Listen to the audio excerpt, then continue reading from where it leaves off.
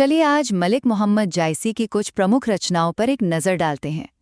जायसी, आप जानते ही हैं, 15वीं-16वीं सदी के एक महान सूफी कवि थे। उनकी रचनाओं की खासियत यह है कि वो प्रेम, दर्शन और आध्यात्मिकता को बड़े खूबसूरत अंदाज में एक साथ पिरोती हैं। तो सबसे पहली बात, उनकी सबसे प्रसिद्ध रचना महाकाव्य पद्मावत।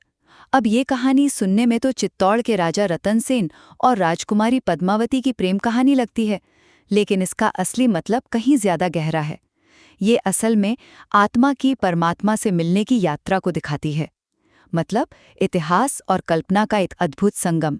दूसरी बात, जायसी ने सिर्फ प्रेम कहानियां ही नहीं लिखीं, उन्होंने गहरे दार्शनिक ग्रंथ भी लिखे, जैसे अखरावट, जिसमें उन्होंने वर्णमाला के अक्षरों का इस्तेमाल करके ईश्वर और आत्मा के मिलन जैसे सूफी सिद्धांत समझाए हैं।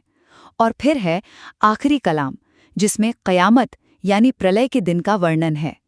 और तीसरी खास बात है उनका लोक परंपराओं से जुड़ाव।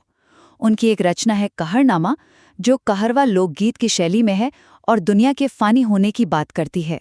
और एक और है मसनाला नामा, जिसमें ईश्वर भक्ति को लेकर उनके गहरे सूफी विचार मिलते हैं।